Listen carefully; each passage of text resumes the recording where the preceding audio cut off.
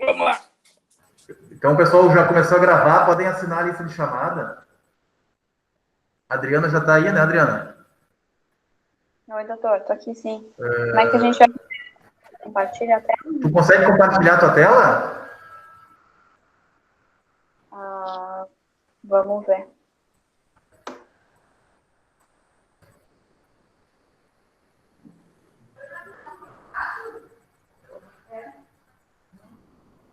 Aqui no canto inferior direito na tela tem um íconezinho aqui, apresentação, apresentar agora. Só aperta aqui e aí tu vai compartilhar a tua tela.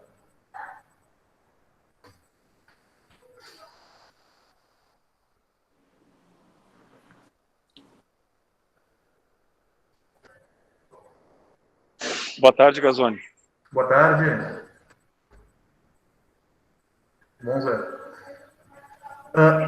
Eu ia te pedir só para tu enviar esse artigo depois para o Márcio.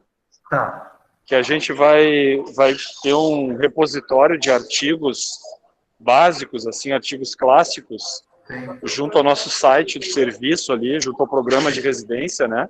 Sim. Então a gente vai pegar vários artigos de várias áreas aí, da medicina interna, da medicina de emergência, para montar um banco de artigos aí. Então acho que esse teu artigo é bem legal para estar lá. As aulas eu já combinei com o Márcio, ele já tem acesso às minhas aulas todas ali no meu banco, ele vai colocando. Não sei se ele eu não vou entrar no site depois, já está todas as aulas ali. Tu já, Pedro, tu viu? Ele tá atualizando agora, Tá. Progressivamente, e vai ficar bem legal aí para o início do ano. Só a gente agora, a ideia é ter os artigos clássicos das áreas, entende? Entendi. E a gente ter os clássicos, ter a base da fundamentação assim, do conhecimento, e depois a gente vai colocando as atualizações aí. Tá. Vai ter o canal. E as aulas vão ficar no site ou no canal do...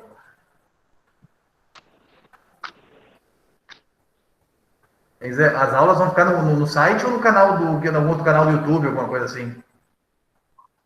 Vão ficar em ambos. Ambos.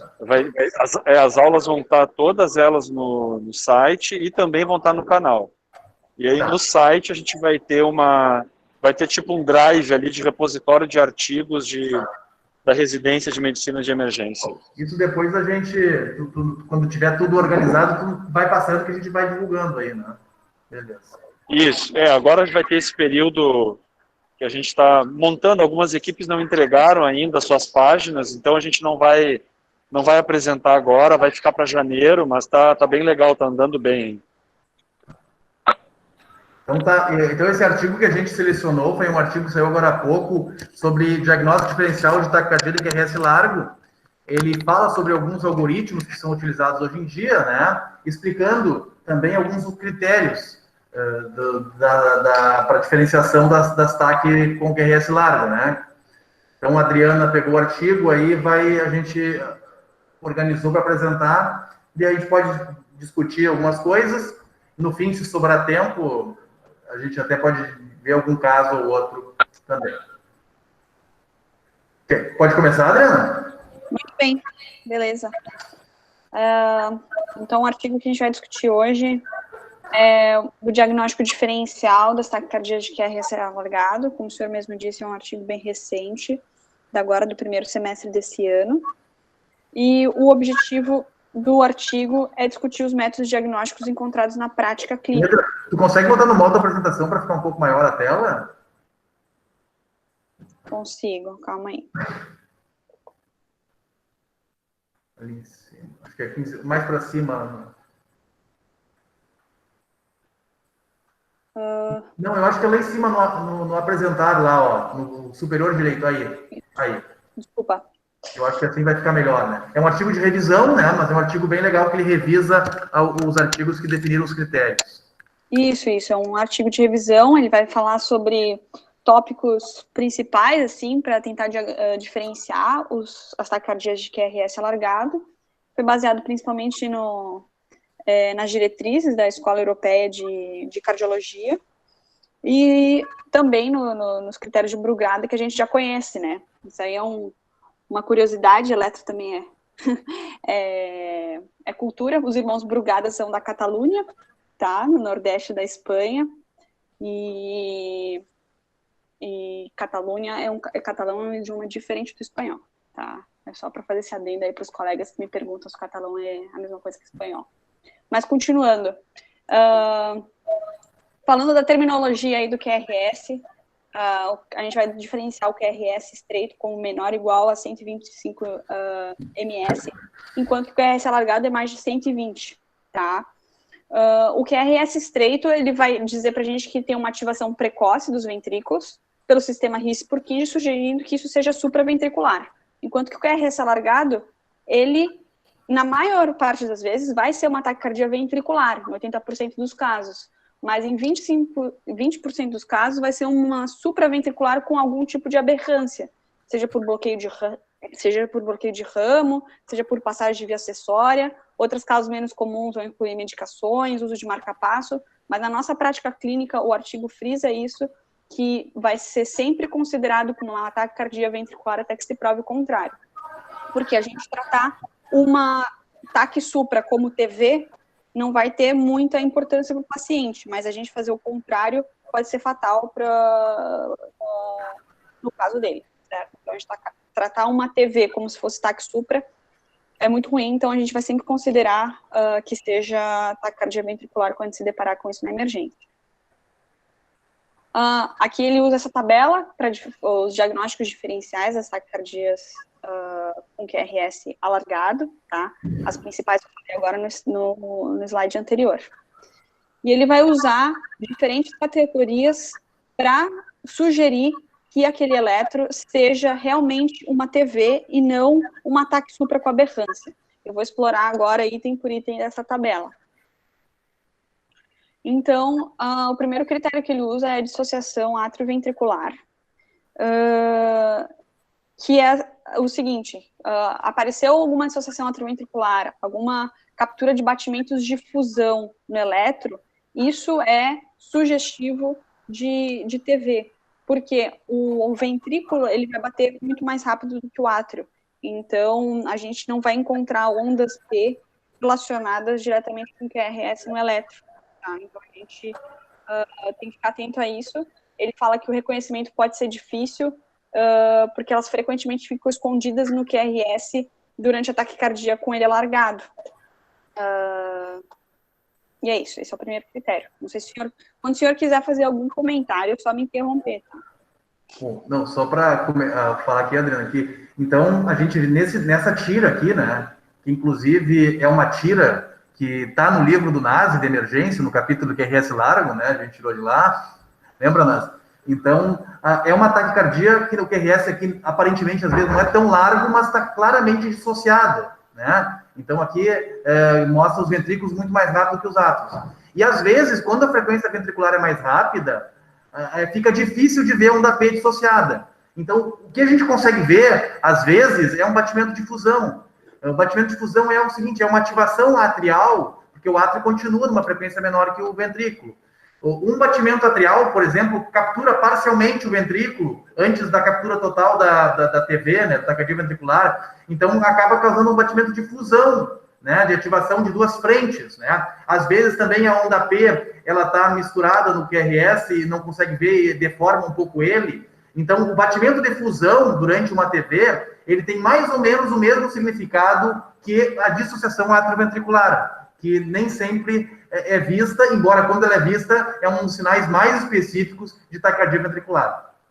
Isso. Uhum. Segundo ponto que ele fala, a duração do QRS. Apesar da gente considerar alargado mais de 120 milissegundos, quando essa duração for maior do que 140 milissegundos, 160 milissegundos, isso é muito sugestivo de TV, tá?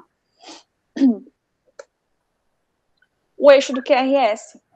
Nas taquicardias supraventriculares com aberrância, a gente vai encontrar um eixo que pode estar desviado, mas ele vai estar mais ou menos no lugar certo, entre menos 60 e mais 120.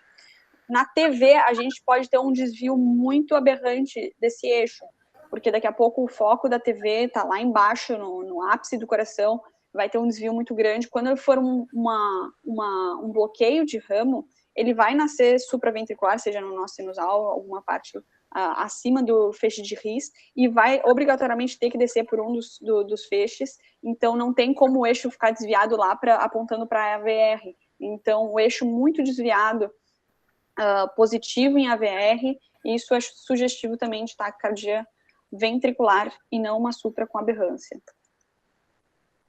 Isso também tem a concordância das derivações. Quando todas as derivações de V1 a V6 tiverem a mesma direção, aqui ele fala negativo, mas positivo também pode ser. O negativo é mais específico, né, de TV. Tem uma especificidade maior do que 90%, mas, de novo, como qualquer coisa específica, ele vai estar presente só em 20% dos casos. Então, é outra coisa que vai sugerir ser uma TV e não um ataque supra com aberrância. Só complementando, né, a concordância elétrica pré-cordial, né, é um sinal de taquicardia ventricular. Então, na verdade, quando a concordância elétrica é negativa de V1 a V6, isso é praticamente certo que tem um valor, né, um estatístico maior do que a TV. O que acontece é que quando, que nem nesse eletro, quando não tinha outro traçado, esse eletro está bonito, que é o patente em ritmo sinusal mais tracístole que desencadeia uma TV, né? E uma TV que não é tão largo, né? Mas a gente vê que nas precordiais todos no mesmo sentido. E o que acontece, e por isso que eu botei esse traçado aqui, botei para a Adriana mostrar, é que quando tu tem uma concordância elétrica positiva de V1 a V6, tu poderia ter uma taquicardia, se o paciente tiver via acessória, se ele tiver pré-excitação, ele poderia também apresentar esse padrão de V1 a V6 positivo. Então, nesse caso, como a gente vê que no eletro de base não tem pré-excitação, aqui fica claro, e entra dentro da especificidade maior que 90%, que isso é uma taquicardia ventricular. Mas como a Adriana falou, esse critério, com esse valor de especificidade maior que 90%, ele é quando a concordância elétrica ela é negativa nas pré-cordiais. Quando ela é positiva, há um indício muito grande que seja TV, principalmente se tu descartar que tenha pré-excitação Wolff e Parkinson-White, né? Como nesse eletro não tem, é TV. Mas quando tem o Wolff, ainda poderia ter essa concordância elétrica nas pré-cordiais, e a gente teria que lançar mão de outros critérios aí, que é uma taxa baixa de pacientes, mas enfim, até o Wolff pré-excitado acaba sendo tratado da mesma forma que a TV, né? Então pode continuar. Quinto ponto que ele levanta, tá? Na TV, a gente pode ter padrões que simulam um BRD ou simulam um BRE, certo? Mas quando for de fato um bloqueio de ramo, a R em V6 vai ser pura, não vai ter alterações que aparecem na TV. Então, por exemplo, no BRD com aberrância, a gente vai ter aquele pequeno R inicial, tá? Em V1. A onda R, com aquela orelha de coelho, na derivação V1 também, vai favorecer um diagnóstico de TV, se o pico esquerdo for mais alto do que o pico direito. Ele fala isso, ele frisa isso no artigo. Mas, no entanto, a orelha do coelho direita mais alta vai caracterizar uma aberrância de bloqueio de ramo direito, não vai excluir o diagnóstico de TV. É um pouco confuso essa parte, porque ele realmente simula, então a gente tem que sempre olhar o V1 e tem que olhar o V6 para ver se não tem discordância.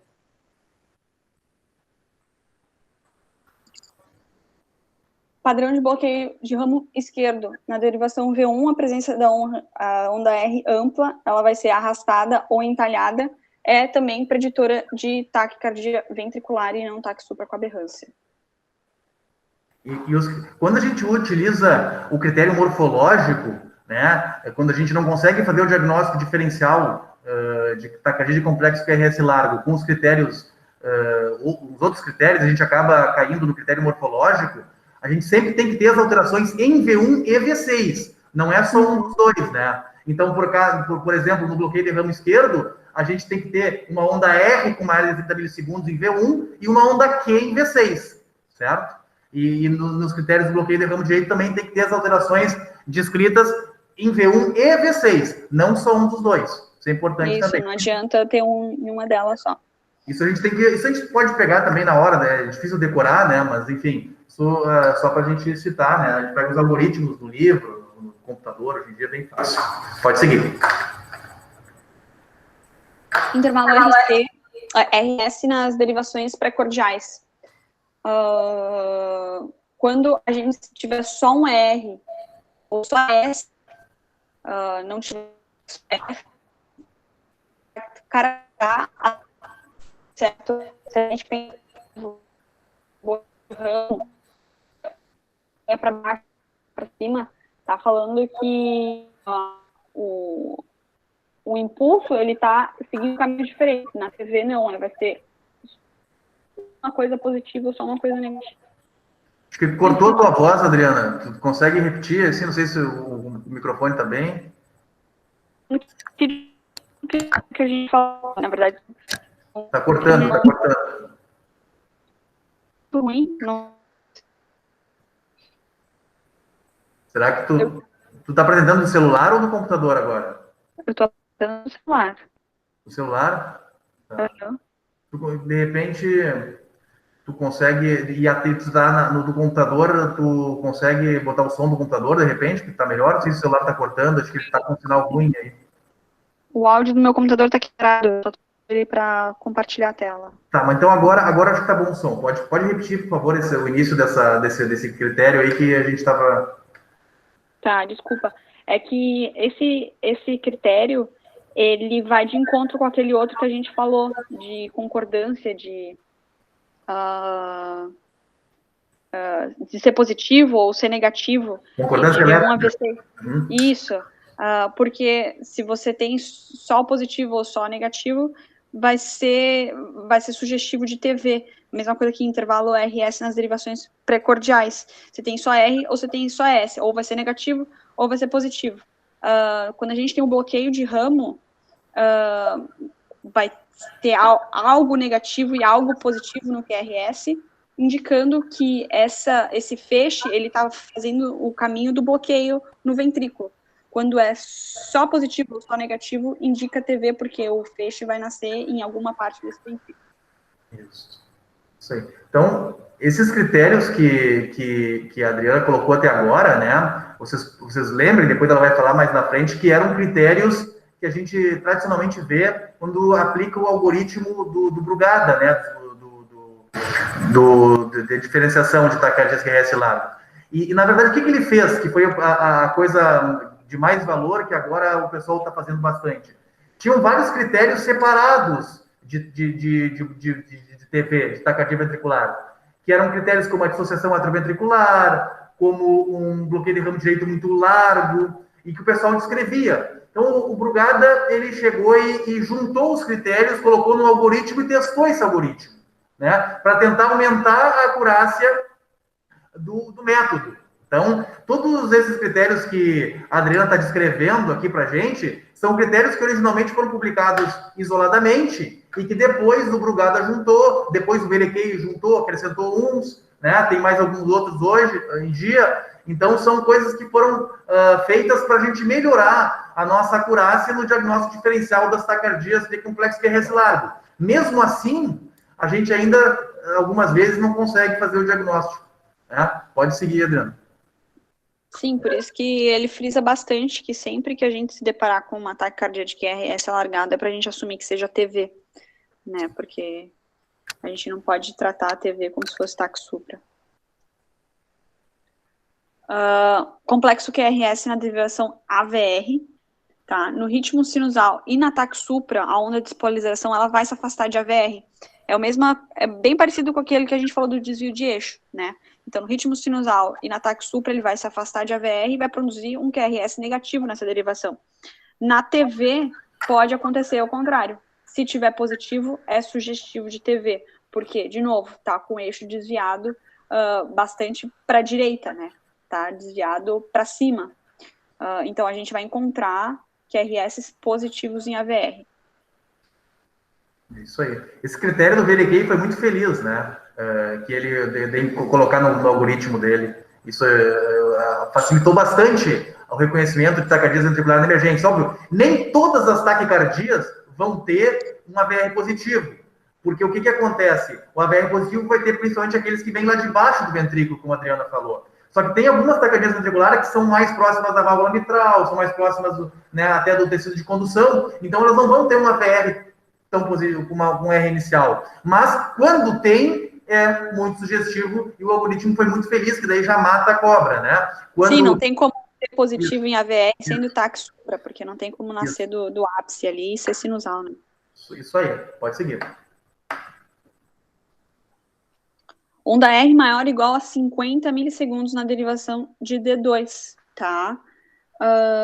Independentemente se o complexo é positivo ou negativo, se a onda for maior do que 50 milissegundos em D2, tem uma sensibilidade alta de 93% e uma especificidade de 99% para identificação de TV, tá? Isso, ele usa esse fluxograma, olha a derivação D2, vê o tamanho da onda R, maior ou igual a 50 milissegundos, sugestivo de TV, negativo, sugestivo de TAC supra, certo? É o início pico da onda R, eles chamam do tempo do pico da onda R.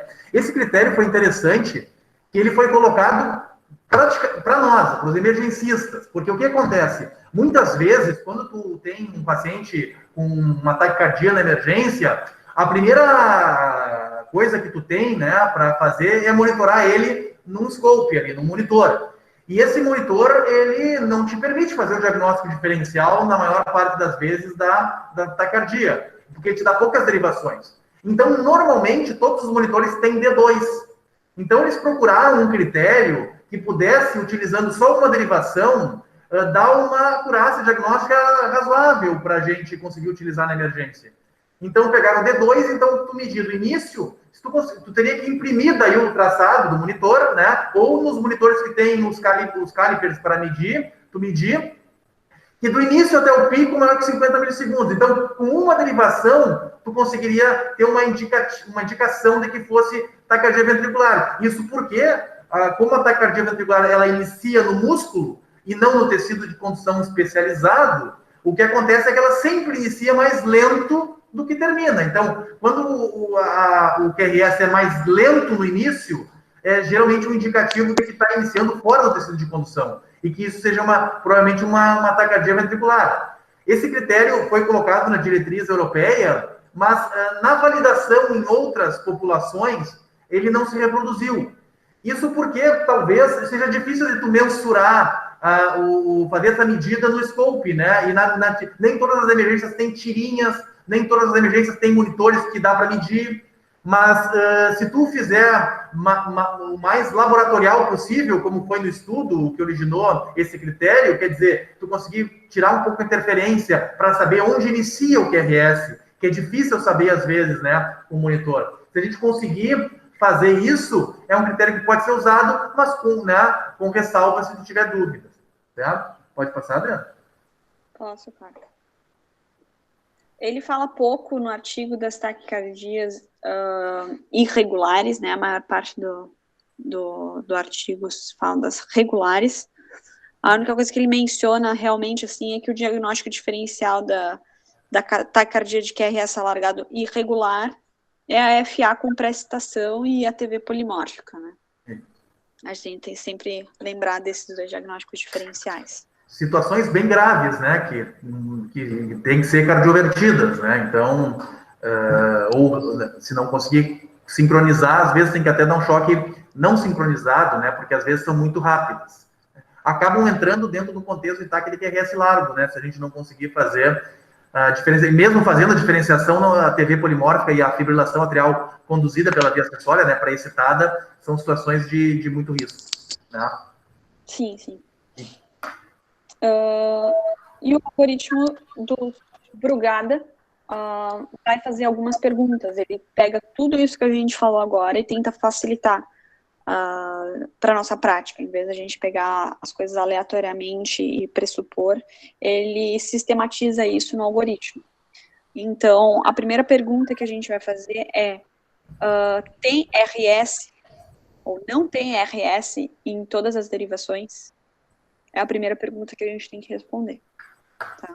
Sempre que a resposta para uma das perguntas for sim, a gente vai cair diretamente no diagnóstico de taquicardia ventricular. Conforme a gente for respondendo não para as perguntas, a gente vai se fazendo outras perguntas. Tá? Então, a segunda pergunta que a gente vai fazer, o intervalo RS é maior do que 100 milissegundos em qualquer uma das derivações pré-cordiais? Se a resposta for sim, TV. Se ela for não, a gente faz outra pergunta, que é se tem a dissociação atrioventricular, que foi a primeira coisa que a gente discutiu aqui nos slides, certo? Sim, tem dissociação atrioventricular, não tem como isso ser um ataque supra, vai ter que ser uma TV. O ventrículo está batendo mais rápido do que o átrio, a gente não está vendo a onda P, não tem P relacionada com QRS, isso é uma TV. Não estou vendo dissociação atrioventricular. Eu vou eu vou aplicar os critérios de ver se ele tem padrão de bloqueio de ramo esquerdo ou se tem padrão de ramo direito, certo? E aí a gente vai bifurcar o nosso fluxograma, tá? Se tiver padrão de bloqueio de ramo direito, a gente vai olhar para V1, olhar para V2, ver o tamanho da onda R, e vai concluir, não, é maior do que 30 milissegundos em V1, é maior do que 60 milissegundos em V2, isso é uma taquicardia ventricular. No bloqueio de ramo esquerdo, a gente vai de novo olhar para V1, olhar para V6, tá? Olhou V1, tem padrão de Rzão, Szão, Rzinho, TV, certo? A gente vai pensar em taquicardia supraventricular quando a gente olha padrão V1 e V2, e tem isso que eles chamam de trifásico do QRS. Não me lembrava de ter visto essa terminologia trifásica. Isso aí a gente vai olhar, né? Porque é difícil ficar decorando, né, Adriana? Mas, enfim, a gente olha na hora, né? Mas os critérios são realmente esses aí, né? Que eles colocam. Aí tem que mais acrescentar as características em V6 sempre, né? Para ver se tem, né? Quando tem padrão de bloqueio de ramo esquerdo, tem que ter Q em V6. Se não tiver Q em V6, dificilmente uma TV. E quando tiver onda R monofásica em V1 ou R grande em V1, tu tem que ter um RS, né? Menor do que 1 em V6. Que é aquilo que tu tinha explicado acima. É isso aí. É basicamente isso que o artigo fala. É um artigo de 4 páginas, né? E fala principalmente essas perguntas, esses critérios que são usados no fluxograma de Brugada, e no final ele conclui colocando o próprio fluxograma, né? E do lado, tu quer comentar um pouquinho sobre o do VRK também, que eu acho bem prático para emergência? O mais prático é o VRK? Não, eu acho bem prático, né, para emergência o VRK também ali, né, que ele inicia já com a pergunta se tem R, né, em AVR, se tem onda R inicial. Aí se tiver onda R inicial, é TV, também segue a mesma linha do Brugada lá, né, ele, a princípio, as respostas sim, é TV, né, são TV. E aí, se não tiver onda R inicial, ele pergunta depois se tem uma onda R inicial ou que tem mais de 40 milissegundos. Quer dizer, o que quer dizer isso? É que tem um início lento, né? Uma onda R arrastada, ou que, né? Que é o início lento do QRS. Aí, se tiver sim, vai para a TV. Se não, né? Ele ainda pode olhar um NOT, né? Que é um entalhe no ramo descendente, na ativação descendente aí, do QRS, que é mais predominantemente negativo. Se tiver um entalhe no ramo descendente do QRS negativo, vai para a TV. E aí que eu acho que também tem uma coisa do VDK que é interessante, que é o último critério, que é o velocidade inicial dividido pela velocidade final. Tu não chegaste a colocar ali a figurinha, né, Adriana? Acho que é ali do VRK, né? Do AVR. Não, essa aí não. Então, depois eu posso mostrar para vocês, mas o que quer dizer isso? tu pega os primeiros 40 milissegundos do QRS, eu vou abrir depois para vocês verem, e tu vê o quanto o QRS excursiona, vai para cima ou para baixo, e divide pelo o quanto o QRS vai para cima ou para baixo nos 40 milissegundos finais, que justamente a velocidade inicial na TV é mais lenta, e a velocidade final na TV é mais rápida. Na TAC Supra é o contrário, o início é rápido, e depois, quando começa a aberrância, lentifica o final.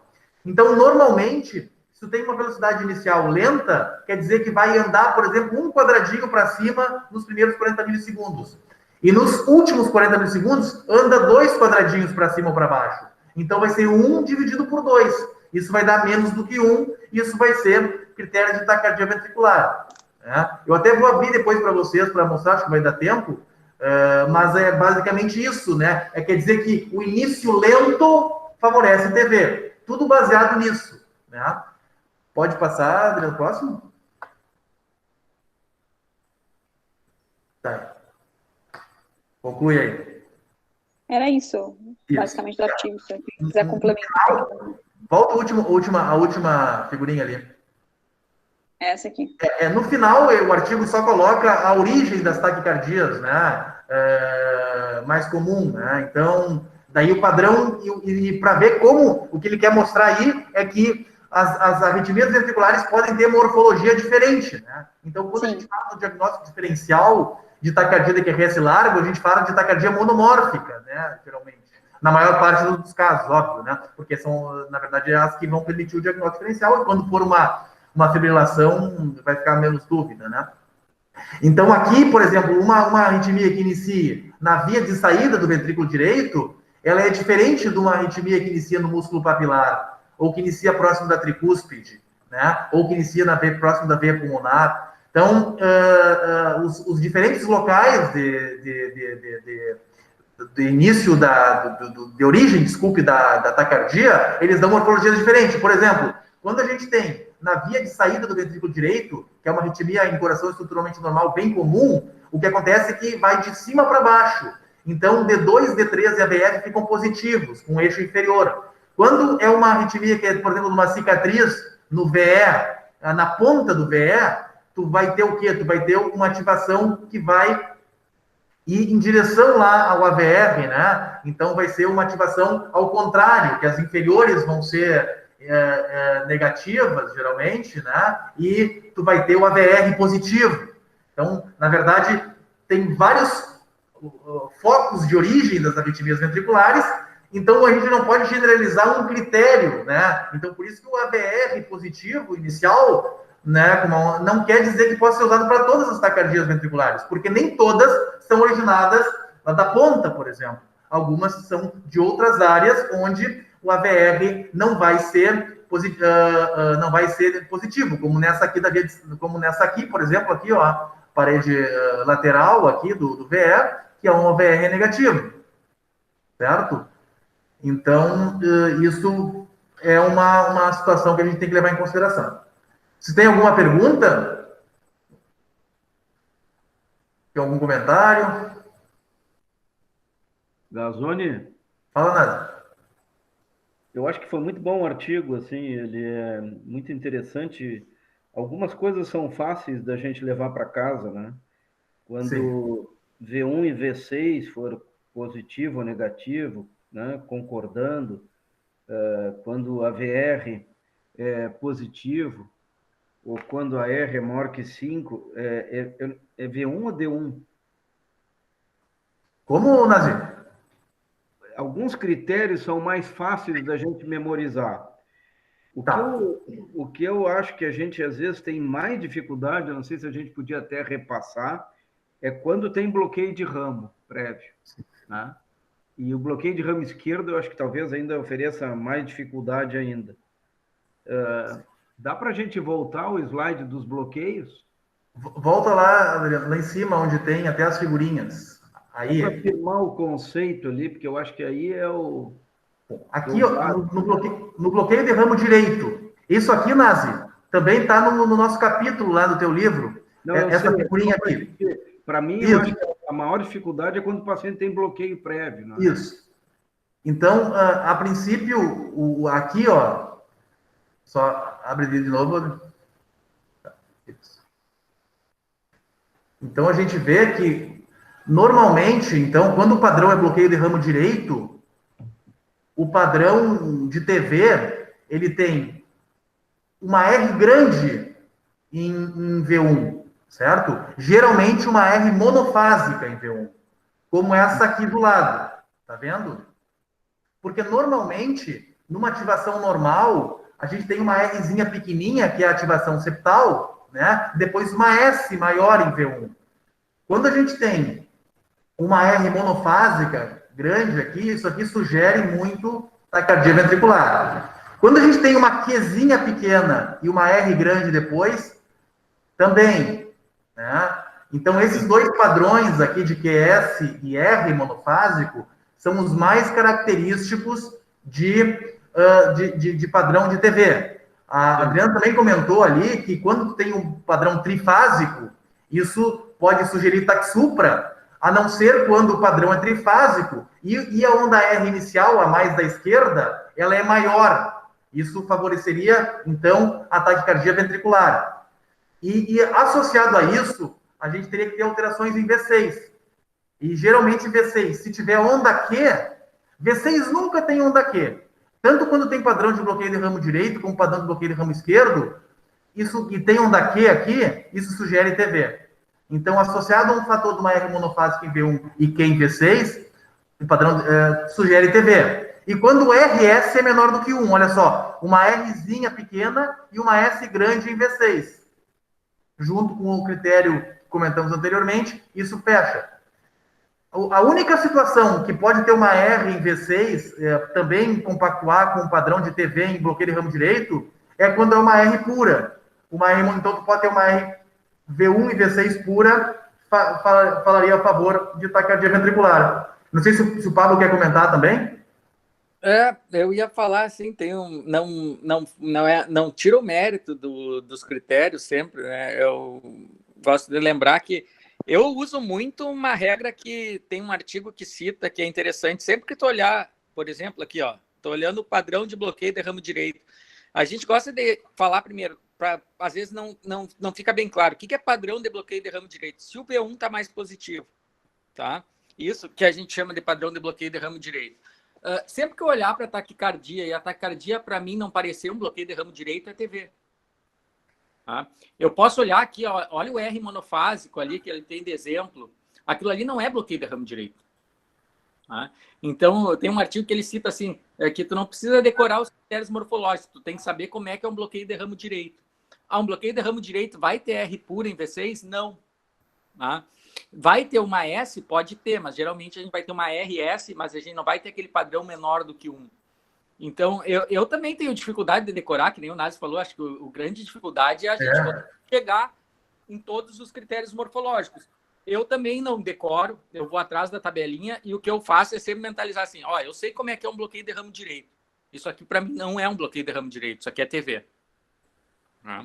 Eu acho que se a gente pudesse simplificar nisso aqui, eu já fiquei pensando que o eletrocardiograma do futuro vai ser um QR Code, né? Aparece o traçado e tu bota o QR Code, ele vai te dar o diagnóstico, né?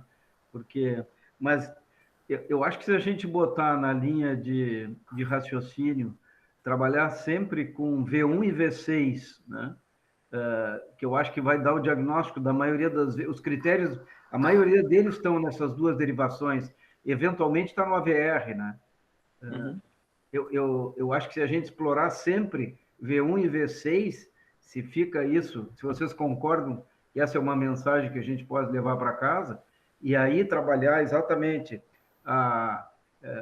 entender o que é um bloqueio de ramo direito, o bloqueio de ramo esquerdo, analisar a concordância das ondas positivas e negativas, e se o AVR, aí depois passar para o AVR, e se a gente puder se focar mais nessas duas derivações, talvez se faça mais diagnóstico correto. Não sei se vocês concordam. Eu concordo, mas eu geralmente sugiro iniciar a avaliação pelo AVR, né? Porque se a AVR já mata a charada ali, né, Nazi? Quando não tem ali, aí tu pode seguir, porque aí tu não precisa chegar no padrão de bloqueios de ramo, né, do P1. Mas eu acho que a gente tem que saber ajuda, muitas vezes não é positivo. Eu acho que é uma boa dica, começar com a VR e depois partir para V1 e V2, porque se a VR é positivo, acabou, né? Se a VR é positivo, acabou daí. Né? Não, e vamos também, acho que a gente, se policia ou se cobra muito, né? O que a gente tem que saber, assim, 80%, pessoal, vai ser TV. Se o paciente tiver cardiopatia isquêmica prévia, doença estrutural, vai chegar a 90%. Outra coisa, não dá para a gente ter critério de instabilidade hemodinâmica, e muitas vezes o pessoal levava em conta, né?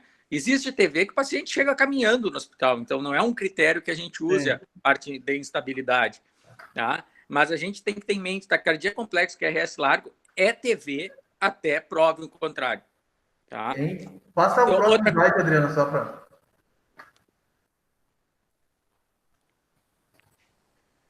E só para, né, então, olha como é que é o padrão em V1 aqui, né? Então, o padrão aqui não é padrão de bloqueio de ramo direito, né? É um padrão de bloqueio de ramo esquerdo, né? Que, na verdade, tu tem uma onda S grande aqui, né? E alargado, certo? Então, aqui no ramo esquerdo, o AR maior do que quase um quadradinho pequeno, ou o AR até o pico da S maior do que 60 milissegundos, né?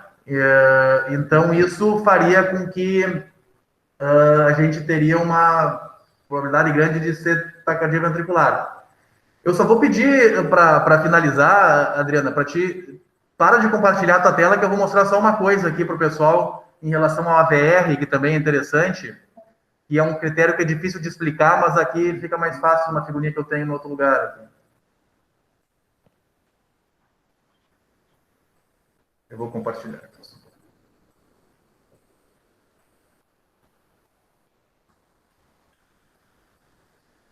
Estão vendo a minha tela? Agora estão vendo, né?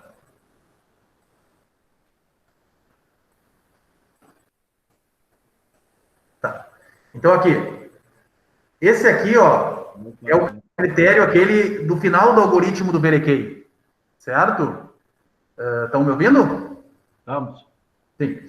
Então, o que ele fala? Tu pega os 40 milissegundos iniciais da TV, da taquicardia, que é um quadradinho, né? 40 milissegundos. E aí tu vê o quanto excursiona. A gente vê que nesses 40 milissegundos, a gente tem 2 quadradinhos para cima que excursionou o QRS. E a gente pega os 40 milissegundos finais, certo? E aí a gente vai ver aqui, ó, que tem 1, 2, 3 pelo menos, né? Então, o que acontece? Aqui dá um pouquinho menos de 2.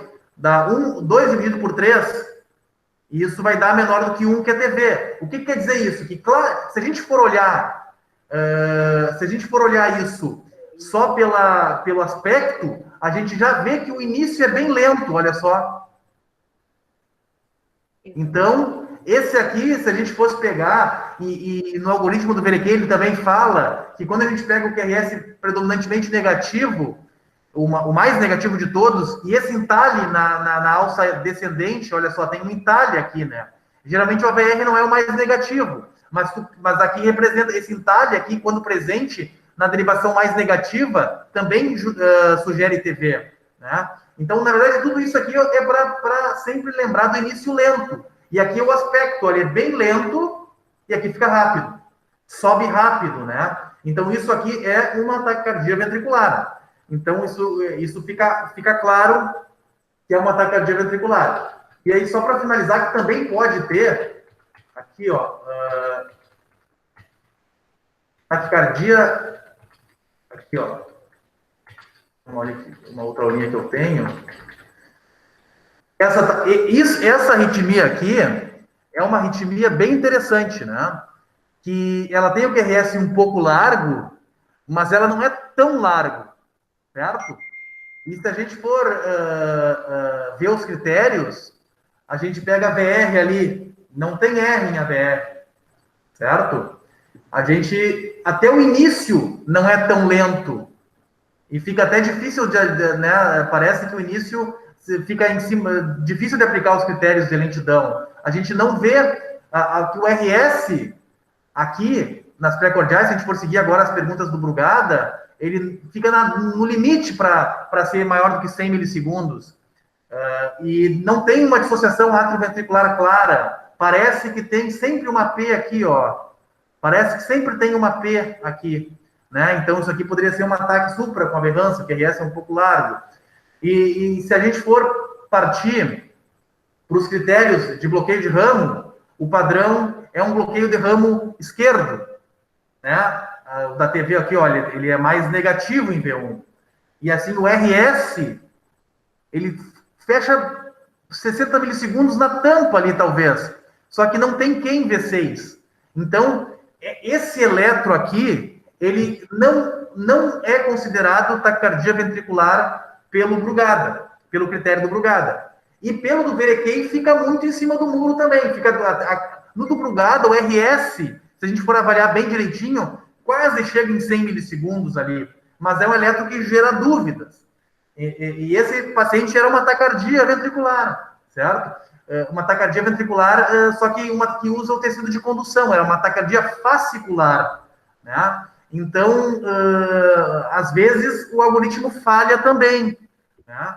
E por isso que a gente tem que sempre levar em consideração que o algoritmo não é 100%. De qualquer forma, o tratamento vai depender muito da instabilidade, da estabilidade na hora do paciente. A gente sempre vai considerar TV se a gente não tem certeza. Nesse caso aqui, uma taquicardia ventricular fascicular, ela geralmente é uma taquicardia ventricular que acontece em coração estruturalmente normal. E ela também não tem um risco de vida tão alto, né? Então, ela se comporta mais também como um ataque supra. Mas é uma taquicardia ventricular, é um caso bem interessante. Isso aqui é um mapa depois, né? Que essa aqui é a região do fascículo, que foi cauterizada, né? Esse é um caso que eu não encontrei um outro eletro de taquicardia melhor, mas que aqui é o RIS, né? Aqui o fascículo antero superior esquerdo e o fascículo póstero vem para cá. Então, nesse caso, os critérios também falharam, né? Mas, em princípio, essa paciente vai pode ser tratada como um ataque supra, tu vai ver que o coração dela é estruturalmente normal e tu tem que tirar da arritmia, né? Tu pode até utilizar drogas ou cardioversão, se ela estiver estável, né? Tu pode usar drogas, senão tu vai para cardioversão. Esse eletro aí, Gazzoni, esse eletro aí é para prova de especialista em eletrofisiologia. Não, é que esse eletro não tem nem como saber que é TV, né, Nath? Os algoritmos falham. Né? Não tem como. É uma hipótese, né? Então a gente... o Gazzoni deu para matar nesse eletro, pelo amor de Deus. Esse eletro aí, ele humilhou. Ele quis nos humilhar no último dia do pré-natal, entendeu? Não, na verdade, só para colocar, né, que tem coisas que às vezes saem fora dos algoritmos, né? E quando os algoritmos eles são colocados na prática, na emergência, na loucura, eles não têm aquela acurácia de 97%, como tem no estudo, onde é analisado bem bonitinho. Então, às vezes, a gente erra também, né? Essa é a questão que eu quis colocar ali. Mas esse outro... Ô, Gazzoni. Não, olha só, essa questão dos algoritmos aí, eu acho que é uma grande mensagem aí, porque naquilo que o professor Nazi falou e o Pablo também falou, das coisas mais práticas nossas aí do dia a dia, acho que essa é a grande mensagem, né? Isso. Eu estudei esses algoritmos aí na época da residência da medicina interna, depois na época do concurso do Nazi, onde ele me botou uma questão que, menos mal, que era um flutter na prova para entrar na emergência. Estudei para a prova de título de medicina de emergência. E até hoje eu não decorei os critérios, cara. Então, as regras práticas de olhar V1, de olhar o AVR, ver o cenário clínico do paciente, eu acho que isso é a grande mensagem nessas taquicardias de QRS alargado. Né? Isso aí. E tu olhar que o início é lento, né? Aquele critério também, que é o critério do scope, também é um critério interessante da gente olhar, né? Que é esse aqui, ó, que a gente colocou anteriormente, que a Adriana colocou ali, que apareceu, ele é bem interessante porque ele, aqui, ó, ele te ajuda também, né? Tu vê que o início é um início lento. Perfeito. Então, a gente pode algumas coisas, alguns pontos que vão... Mas na dúvida, é o primeiro slide lá que eu coloco aqui nessa aula, aqui, que é esse aqui, ó. As 10 razões mais frequentes de um ataque cardíaco complexo QRS largo, na emergência, né? 80% das vezes vão ser um ataque cardíaco ventricular. E na dúvida tem que ser tratada sindromicamente como um ataque cardíaco ventricular. E se o paciente tiver cardiopatia prévia, se ele já for um paciente com infarto prévio, por exemplo, aí sobe para 95% em estudos, né? Que mostram que daí quando o paciente já tem esse... Então, se o paciente chegou com história de cardiopatia, com ataque QRS largo, aumenta ainda a probabilidade dele estar portando uma TV. Tá, pessoal? Então, acho que a mensagem da aula era essa. A Adriana preparou bem aí a nossa apresentação. Parabéns.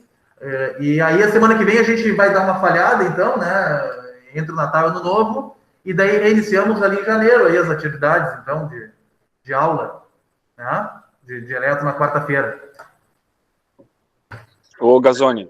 Oi. Aproveitar que o Nazi também está conosco ainda aí. Não, só para agradecer a vocês todos do grupo aí, do grupo do Eletro, do Clube do Eletro, e agora eu consegui mais participar de uma maneira mais efetiva, e me reorganizei, e dar os parabéns para vocês aí do excelente trabalho que desempenharam aí ao longo do ano, e certamente temos muita coisa boa para fazer no ano que vem, muitos desafios aí. Tá vindo aí, então, as nossas publicações também nessa linha, o site do serviço, acho que tem muita coisa boa aí que envolve a residência para a gente divulgar e deixar de legado aí para o futuro, viu? Parabéns para vocês e muito obrigado. Obrigado. Parabéns, pessoal. Eu gostei que o Zé disse clube. É isso aí. Acho que a ideia é essa, né? Isso aí, vamos separar os casinhos, né? Tem muito caso, toda semana tem caso muito interessante aí na emergência. Eu acho que a gente tem que sempre estar separando os casos aí, mandando para a gente aí, né? Manda uma mensagem, uma foto, ou já faz uma laminazinha no PowerPoint e nos manda, para a gente colocar durante a semana, porque nem sempre a gente consegue fazer as atividades, então, consegue colocar nas atividades os eletros mais recentes da emergência. Né? E vamos também colocar artigos, o Nazi colaborou, o José Pedro, a gente vai procurando artigos, o que vocês acharem também, os residentes, que de artigo interessante é bom colocar. Agora, só para finalizar, Adriano, tu tem alguma dúvida? Assim, o que mais chamou atenção aí nesse artigo aí? Eu vou finalizar aí, Gaza. Estou chegando aí no hospital. Acho que só compartilhar o que o Zé falou ali, acho que agradecer a todos do grupo aí, acho que tem que agradecer a participação, acho que ganhou muito peso a apresentação agora que o Nazi está participando, que o Zé Pedro está participando, e acho que o De Grazia, o Soliman, certamente também vamos agradecer a ti, né, Gaza, que eu sei que tu está aí no empenho forte das aulas aí, e está conseguindo manter digamos assim, o ânimo. Que às vezes a gente desanima, mas tu não desanima nunca, cara. Então aí, valeu aí pela força aí. Valeu. Hein, Adriana? Valeu. Não, temos que seguir, né? Obrigada, professor. Obrigada aí pela ajuda. E aí, o que tu achou, Adriana? Alguma coisa para finalizar? Ou é isso aí? Não, eu achei bom que foi sucinto e objetivo o artigo. Obrigada aí pela recomendação. Tá. Beleza, então, pessoal. Obrigado. Bom Natal, senhor. Bom Natal a todos. Aí. Vamos voltar às apresentações. Mês que vem voltam os doutorandos. É isso. Ok. Quem não assinou, assina. Eu já vou parar a gravação aqui. Eles começam dia 4, Nazi, de janeiro? Dia 4. Tá, não, beleza. Dia 4 é segunda, né? É segunda-feira. É.